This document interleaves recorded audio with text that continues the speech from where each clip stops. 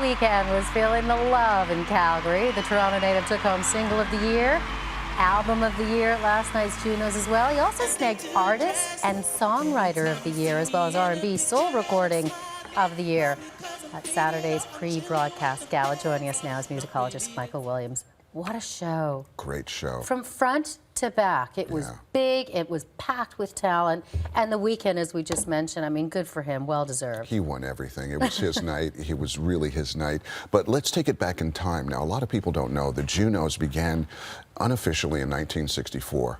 Walt Grealis and Stan Cleese got together and they had a magazine called RPM Magazine, and every year they would sort of solicit the best of Canadiana in music and from the various record companies, radio and individuals, and every December 4th they would publish the results.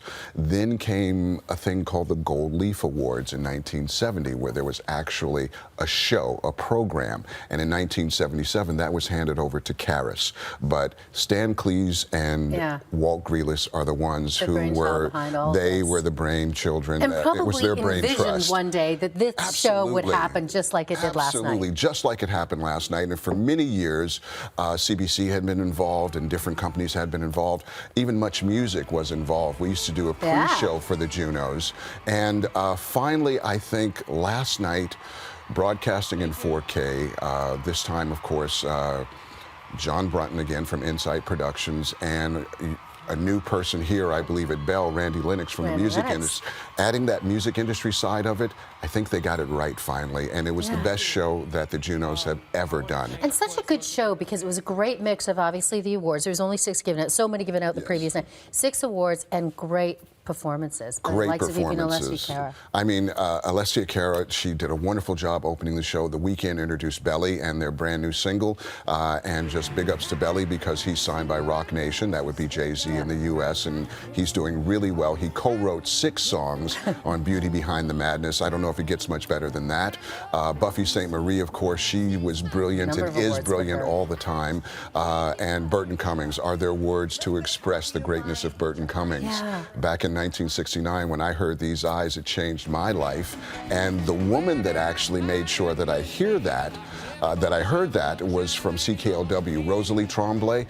Big influence on music. When Bob Seger writes a song about you, you are the stuff. It's great that, and we're seeing him perform now, but we had to wait until the end of the show for him to do that. I know, and I really needed this. I missed These Eyes, and I also missed Bryan Adams doing Summer of '69 with his new single. You know, because if they had done those songs, or if Weeknd had done I Can't Feel My Face, the place would have burned down. So let me ask you about this. Justin Bieber gets fan choice. He's not there. He's at iHeart. He was booed. He was booed. Now I want to see what he's going to do to get over that for the Canadian fans. Do you think he's booed because people said, you know, that wasn't a nice enough video, or because because he wasn't there. He wasn't there. The only 2 people that weren't there was Justin Bieber and Drake.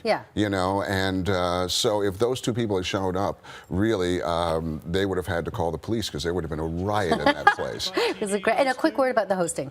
I thought Jan was great. I mean, I love her to death. She's always a lot of fun. It's interesting when you tune into an award show and you find out that the 2 hosts have both been escorted out of the building for having way too much fun. Yeah, isn't that great, though? She's a wonderful host, and I love her to death. All the performances were great. I love the section with lights about music cares as well. Yeah, that was a good theme. And Sarah Blackwood from Walk Off the Earth from Burlington, Ontario. And her message was, if you do what you love, it will love you back. So they raise music to a wonderful level for young people. Using, and also the fellow from Mariana's Trench too, with lights, they got to talk about the healing power of music. And anytime you can do that for young people and for older people as well. And some kids came up on stage on people's shoulders. I thought it was great. But anytime you can do that, it's a great show. So it was a great show. Congratulations to all the winners. Mike Williams, thank you. Thank you.